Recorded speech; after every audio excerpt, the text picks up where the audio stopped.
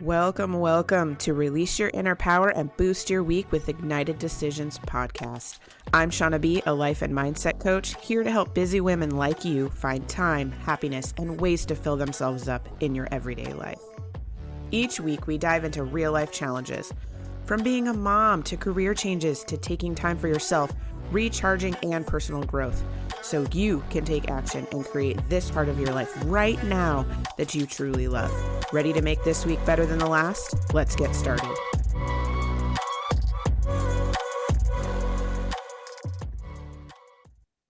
Welcome back to Release Your Inner Power podcast. I'm super excited about this guest today. Her name is Catherine. She's going to be sharing so many things about grief that I'm excited to hear what she has to say today. Welcome, Catherine, to the show. Thank you so much for inviting me here.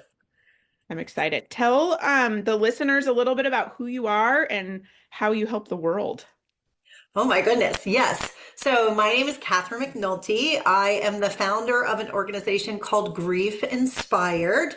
I'm located here in Virginia Beach, Virginia, although I am a transplant from California and before that, Pittsburgh. So if you like any of those areas, that's where I'm from. I'm a diehard Steeler fan, but I also love all things California. And I certainly didn't think that I was going to be a grief coach and educator. That's what I do primarily now, full time. I was in the biotech industry, and what I do now is help people get through the grief process. I help them move forward and learn how to live with their loss, because so much about the grief process, if you lose a spouse, if you lose a parent, if you lose a child, life can change very dramatically, very quickly. And sometimes we can be left wondering, what the heck do I do now? And so when people have that question, but then also want to say, I want to get through this, then they come find me.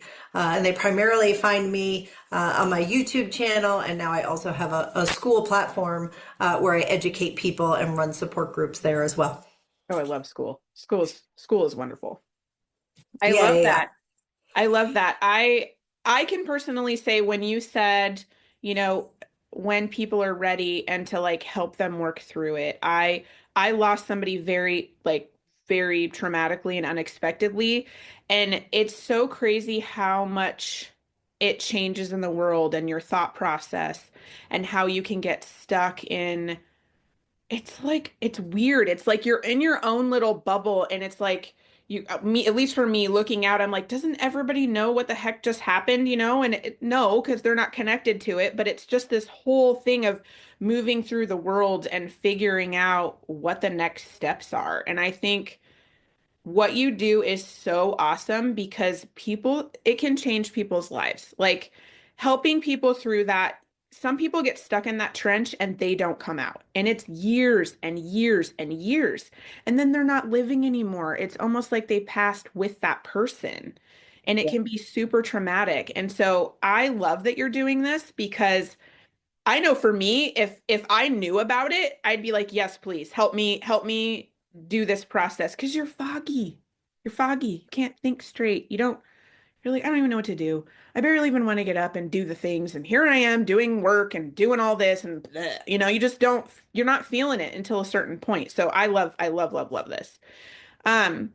What got you started in this? What got you to start? So like I said, I certainly didn't set out to be a grief coach. My life was, I was talking about it earlier today. I pretty much had the American dream, right? I didn't have a picket fence, but there could have been one there in my front yard. So I had all of the things. I had the career, I had the 401k, I had just gotten marriage, and the only thing that I needed in life was a child, and then my life literally would have been perfect. And life doesn't always go the way you want it to go. And so I first had, when I went to try to get pregnant, I was almost 40. I had a miscarriage. They call it a missed miscarriage, where the baby just dies in utero. So your body still thinks you're pregnant. It's very cruel. But the baby's no longer living. but I was diehard, like we are going to go again. So I got pregnant again. Then I had a premature son, and he was born about 3 months too early. And he lived for 42 days. And we said goodbye to him. After those 42 days, we opted to end life support. He had a problem with a pulmonary hemorrhage that was basically blood flow between his heart and his lungs, and it caused problems, and it did a number on his brain so that he could not survive. And when I came out of the hospital, I was suddenly a mother without a child. And that's when grief really hit me. And I didn't know what I was going to do. I remember coming home after that and just walking in my front door, and I had not been home in 6 weeks, because the entire 6 weeks that he was in the hospital, I'm very grateful for, we stayed at the Ronald McDonald House. I was in San Diego at the time. It's right across the street from the hospital. We had lived there. So I come home 6 weeks later, and I enter my front doorway, and I looked at my life.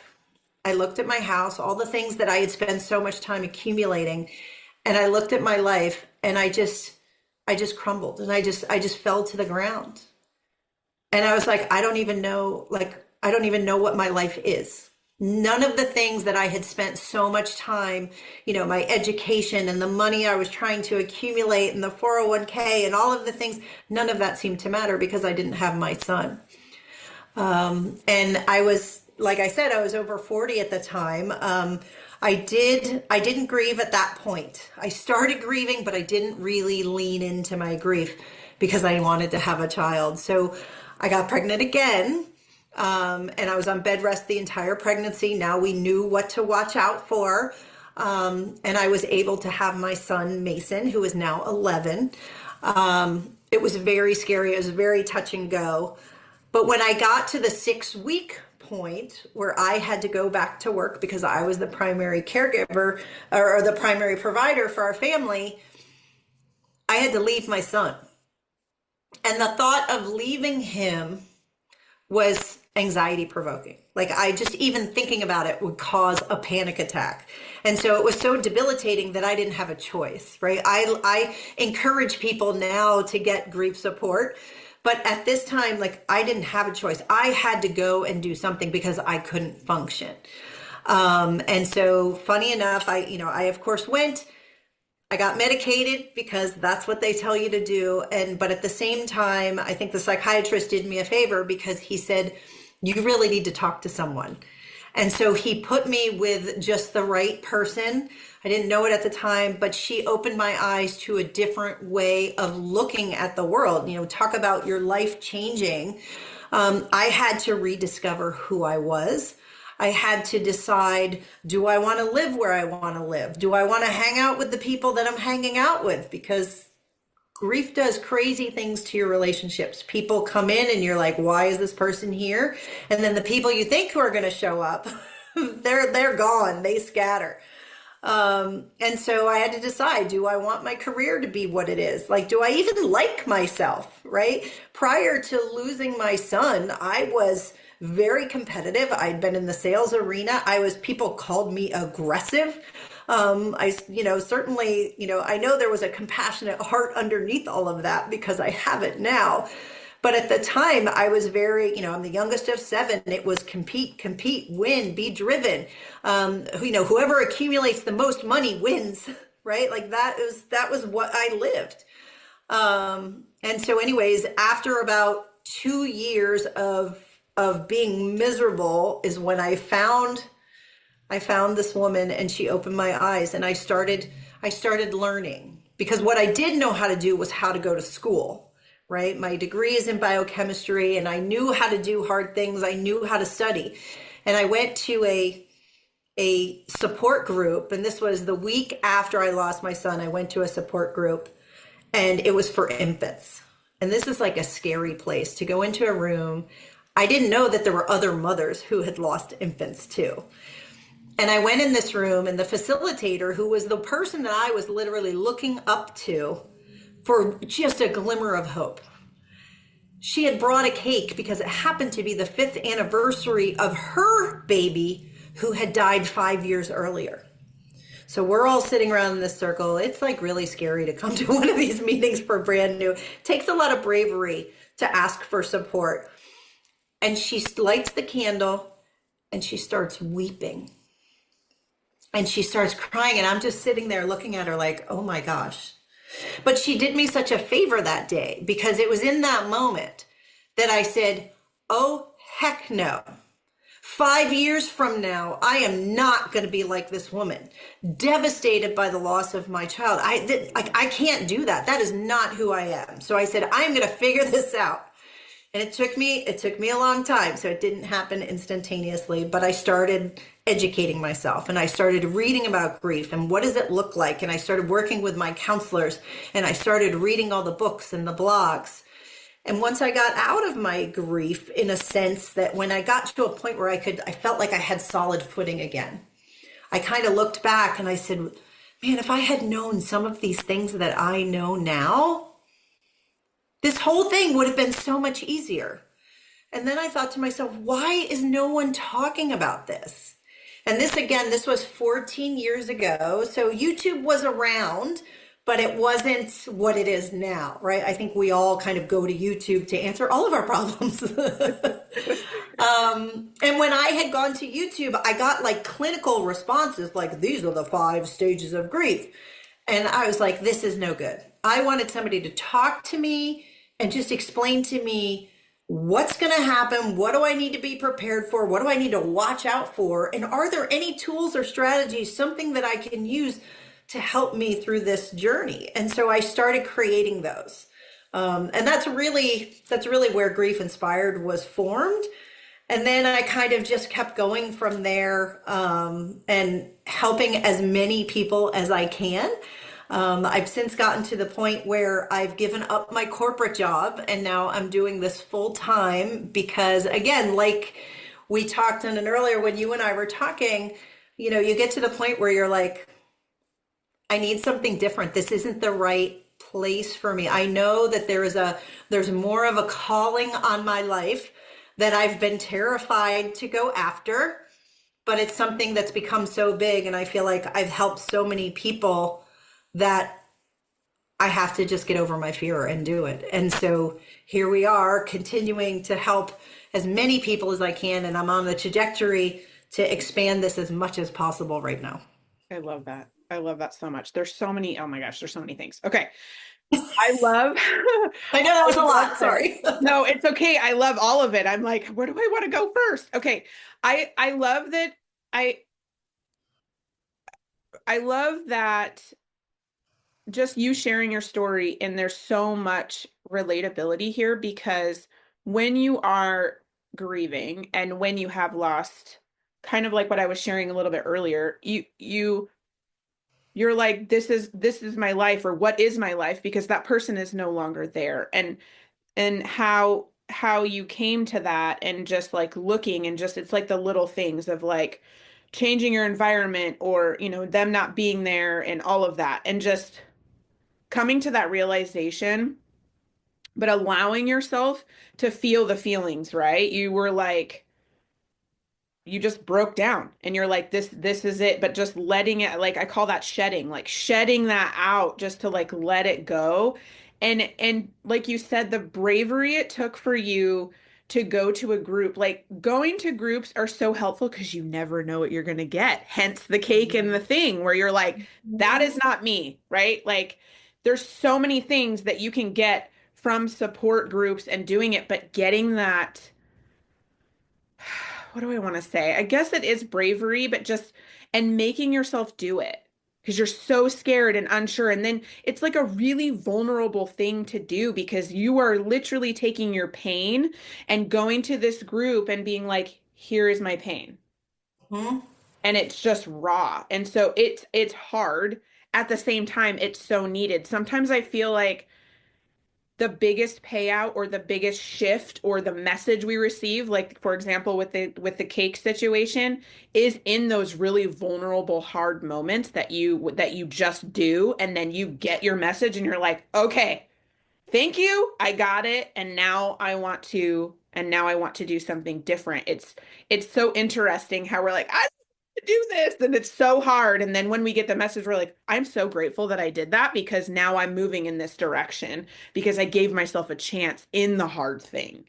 So I Well, and love like you that. said before, right? There are lots of people who choose to just stay in it, right? If you lose a child, if you lose a parent that you've been caring for years who was like your number one person, you lose a spouse. What I say to everybody is you have every right to be as sorrowful, as sullen, as miserable as you want because this happened to you. Mhm. The people that I work with, however, are the ones who say, I get that.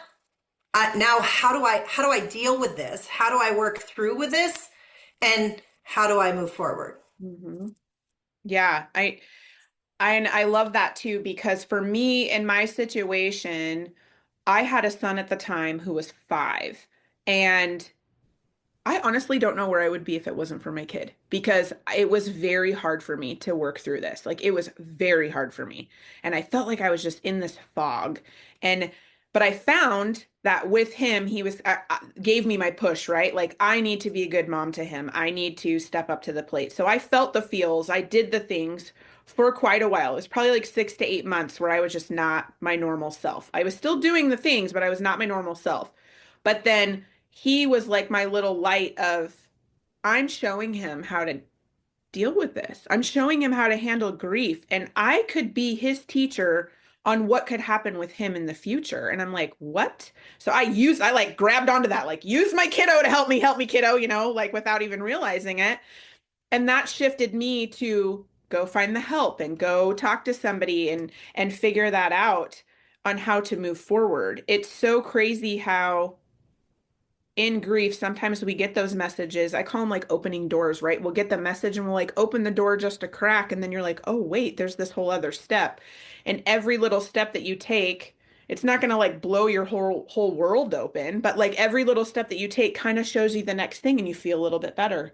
You're like, okay, you feel a little bit better. Here's a quote. Do you know the quote from Rumi that says he was a poet and he says that the wound is the place where the light enters? Oh, I love that. Mhm. I love And that. so that's the thing is grief will crack you open. Hmm. And if you let the light in, if you do the work, if you feel the pain, you can move forward and it doesn't go away. It's not like, they compare it to the flu, right? It's not like a cold, something that you catch and then you Yeah. kind of wait and it just like dissipates and it goes away. Like if you get the flu will go away. Grief doesn't go away, but it will teach you if you learn about your grief. You learn how to carry it. You learn how to live with your loss. And you take it with you and it informs you of other things and what you want to come next. Yeah. Yes. I love that. So tell me a little bit how I know you said that you work with people that are ready to make that change and work with their grief and work with that moving forward.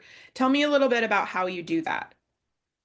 Yeah, so there's a couple different things. Grief, what I've learned is that three things. Grief is all about education. So you need to learn about grief. You need to learn what it is, how it's going to show up, how it's going to show up for you, and what that means.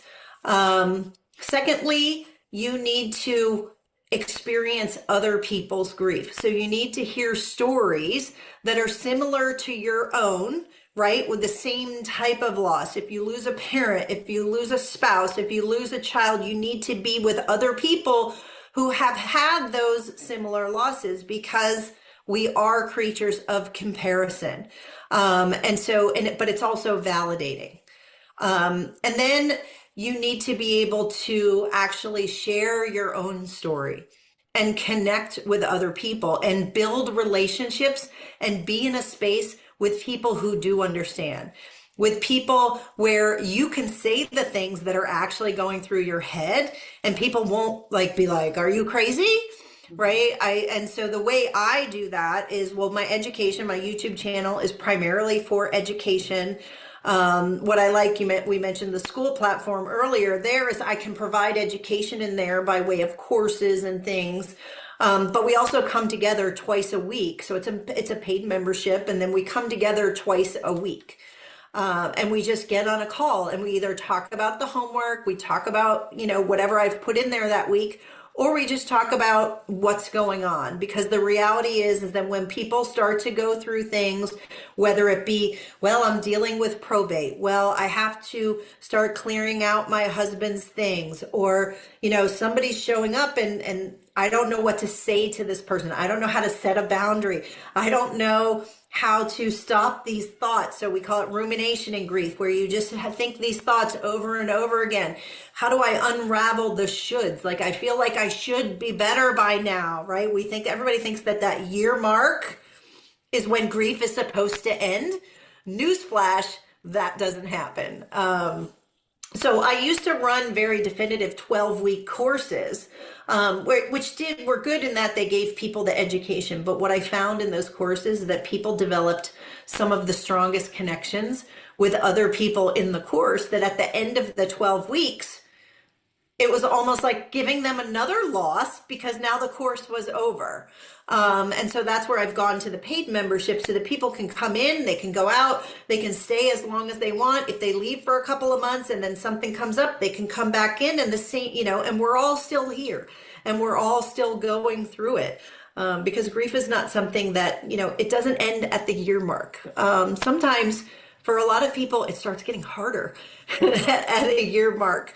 But it ebbs and flows. And so we talk through it all. And then I have a series of what I call the 10 grief inspired mantras that we use, that are things that are positive affirmations that we can tell ourselves as we grieve. And, number one starts with, I am worthy and deserving of happiness. Because we have to understand that even though we've lost the people that we love, it doesn't mean that we have to be miserable for the rest of our lives. And that somehow, if we are happy again, that we're somehow betraying them. Right. That's not the case. And I would actually argue the counter to that, which is like, who are you not to be living your life happy, given the fact that your loved one is not here? Right.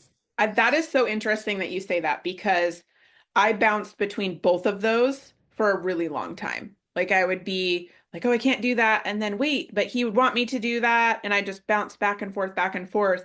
And it was kind of like an internal battle that I was having. I'm wondering do you find that that's a common, like, oh yes, yeah. Absolutely. Because what happens is, so you mentioned being numb, right? Oftentimes we're very numb at the beginning of the grief because the loss is so big that our minds have to handle it. So being numb and feeling that, sometimes we call it like a surreal feeling, where we feel like I walked through life like a zombie, doing what I had to do, but I wasn't really participating. That's really a gift from your brain, protecting you from the amount of pain that you're going to experience. And so your brain kind of like lets you come out of that a little bit at a time, and releases that pain. But then what happens is you start having moments where you're like, wait, I just smiled. So I joke, I remember the first time I ever laughed after my loss. My husband, who is now my ex-husband, was out in the backyard and I was just sort of hanging around, not doing anything. He was working on something. He was always tinkering on something, and he was using a hammer. And he hit his thumb with a hammer. And of course, there was a series of words that came out of his mouth. Yeah. I burst out laughing because I thought it was hilarious. And I realized, oh my gosh, I just laughed. Like, it was the first time that I realized I could laugh again. But then as soon as I laughed, I felt that tinge of guilt. Because, like, wait, I shouldn't feel guilt. I mean, I shouldn't feel happy. And so then we feel guilt because we are happy, because we feel like we should be sorrowful. And so for a lot of people, it takes a certain amount of time to realize that you can, I use the term, I have a science background, so I use the term decouple, but it's basically to be able to separate, to say, like, this is my pain and my pain is still here and I can hold my pain, but I'm still allowed to be happy. And one of my clients coined a term. So I've been looking for the term that is the combination of feeling really sad because you miss your person, but also being happy because you knew them because of things, that are happening in your life now. And they came up with the term gratisad. That is sad. Right? So that you can be grateful, right? We do a lot in my work about what can we be grateful for, because gratitude's about things that you have, not things that you've lost. So when you're feeling really deep in loss, going back to saying, okay, but what do I do have? I lost my spouse, but I had them for 45 years, right? For me, I lost my child. He only lived for 42 days.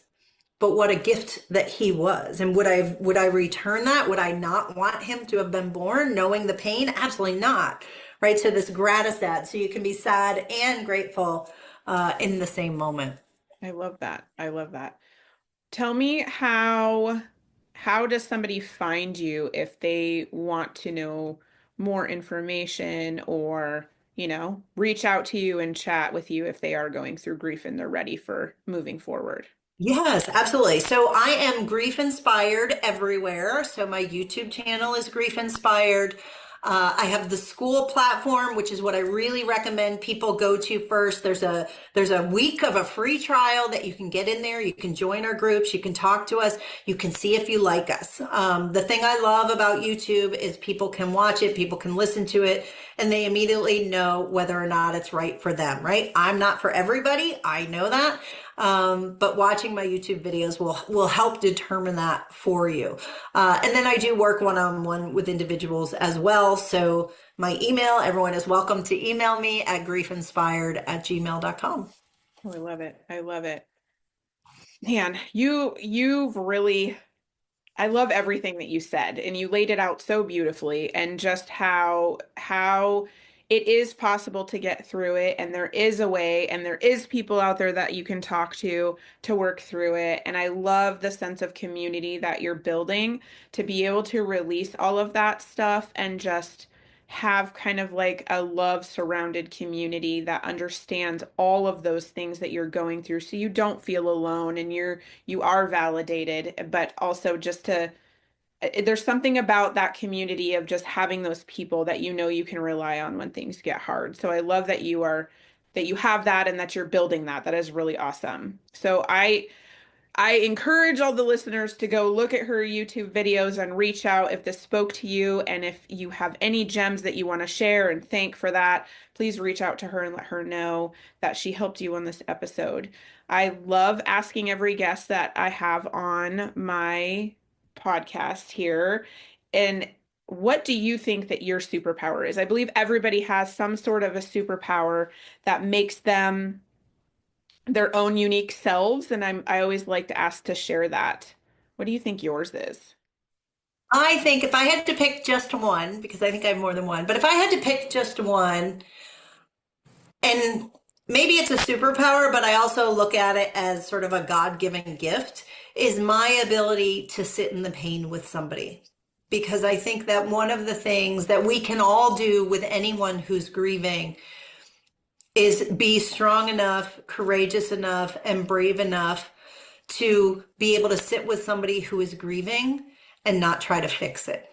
To just be there and to be able to listen, to be empathetic to what they're feeling, and to say, I hear you, tell me more. I think that is my superpower.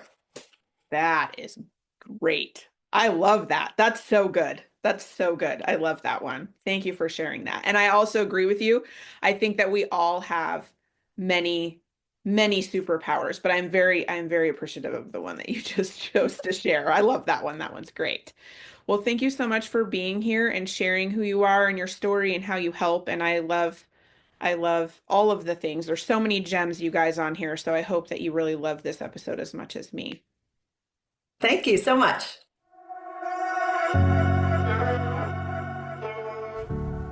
Thank you for listening to today's episode. I hope you enjoyed the conversation, learned something new, or got some gems to take away that will boost your week. I release a new episode each week, so make sure to click that follow button to not miss what is coming next. If you love the show or want to share a story, send me a quick message. I love hearing from listeners. If you know someone who needs this episode in their life, go ahead and share it with them. I'm sure they would love you for it. If you are looking to connect more, check out the show notes for all the social links, my website. I would love to hear how this episode helped you and what you loved about it. If there's a topic you want to hear about, send that too. All right, ladies, now is the time to release your inner power.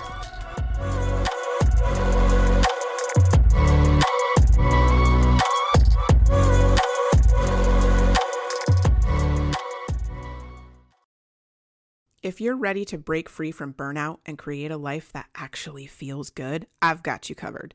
You can work with me in a few ways. Join my monthly membership for ongoing support, dive into my workshops for quick breakthroughs, book coaching sessions for personalized guidance, or go all in with my Revive and Recharge Your Life coaching program to build a foundation for lasting change. No matter where you are on your journey, there is a path for you, my friend. Let's get started. DM me or check the link in the show notes to get more information.